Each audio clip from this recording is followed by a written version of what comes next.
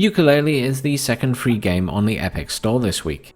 It's a 3D platformer harking back to the 64-bit console days. It's created by Playtonic Games, a team of devs formerly of Rare fame, and was dubbed the spiritual successor to the Banjo Kazooie games. Full disclosure, other than a very brief go of one of the Banjo games at a relative's house when I was younger, I've never actually played those games.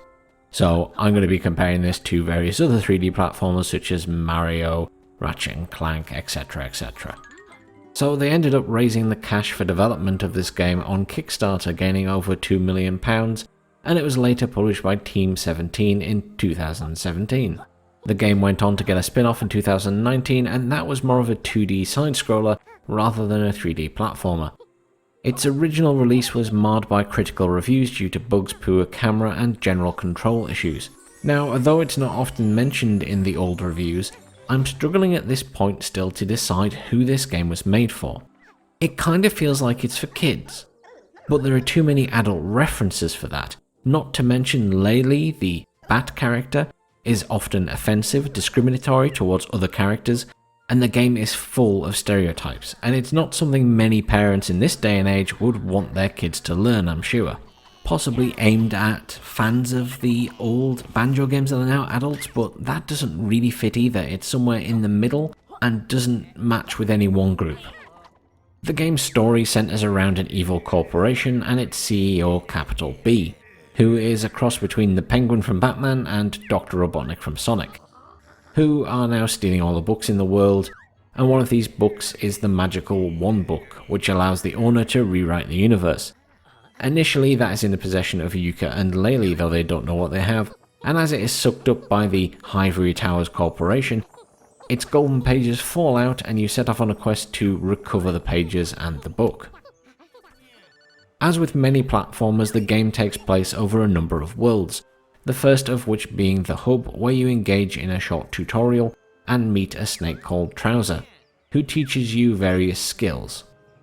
He will teach you more skills as the game progresses, some for free as you unlock worlds, and some you pay for with writing quills, which are one of the items you collect. The other items you'll be collecting are the pages of the book, or pages as they're called in the game. Yeah, I still can't quite decide if this is for kids or not. But you need these to unlock worlds, and each world has the ability to then be further expanded using more of the pages.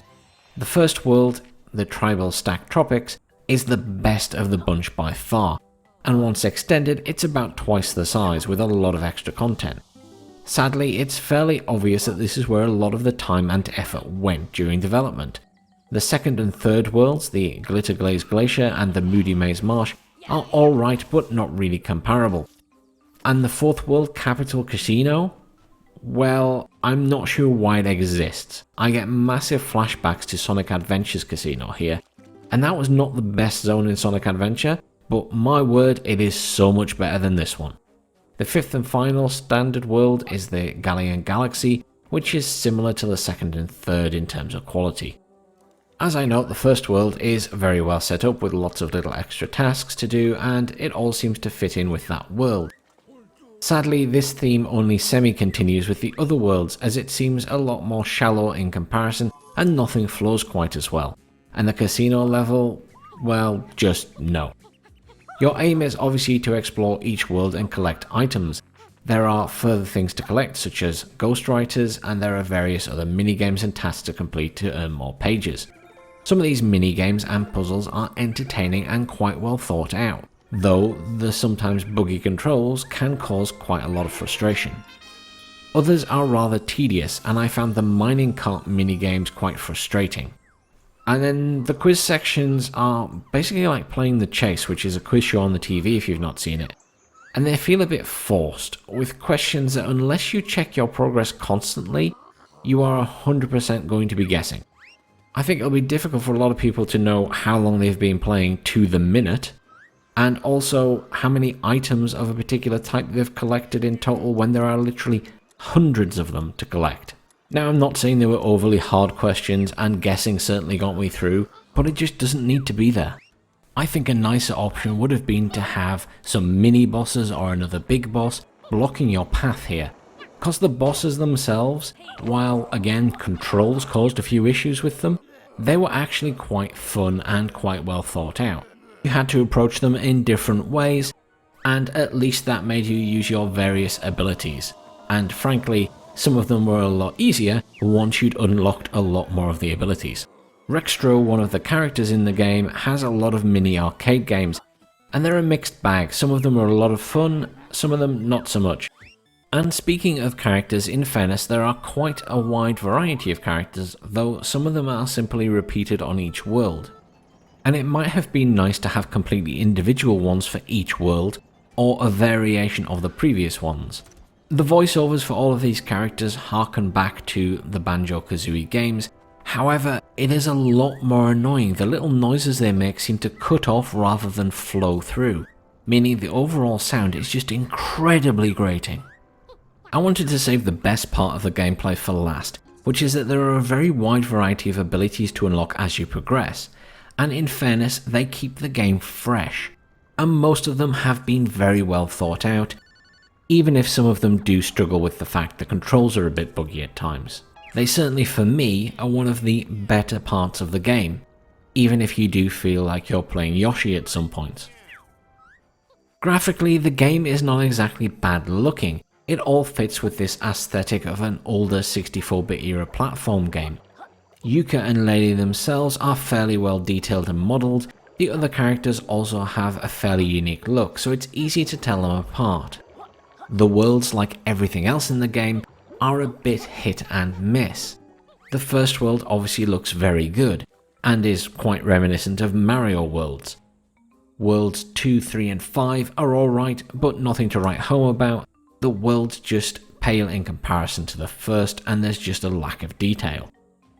World 4, the casino world, well, the less said about that the better.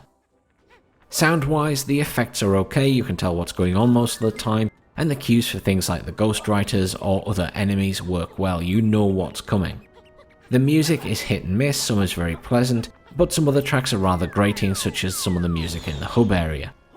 The voiceovers or mumbles are very, very annoying.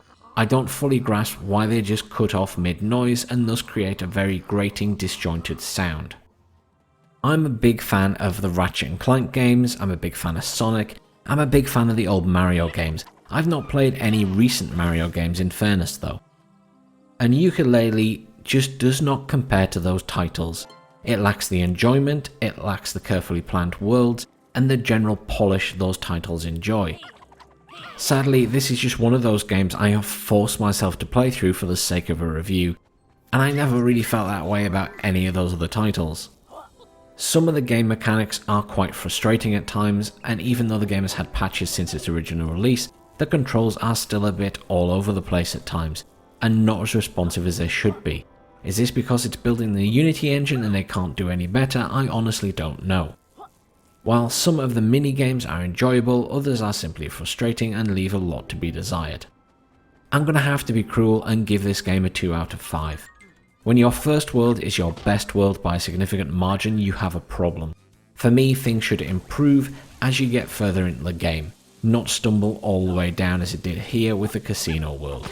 I can see what the team wanted to achieve here, but its lack of polish in terms of controls, the mechanics, and just the detail of the worlds beyond the first mean that it falls massively short of the floating platform straight into the abyss.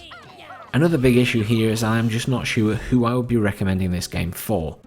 I feel like I can't possibly suggest you let your kids play it because of the aforementioned stereotypes and discrimination. It might have worked 20 years ago, but not in this day and age.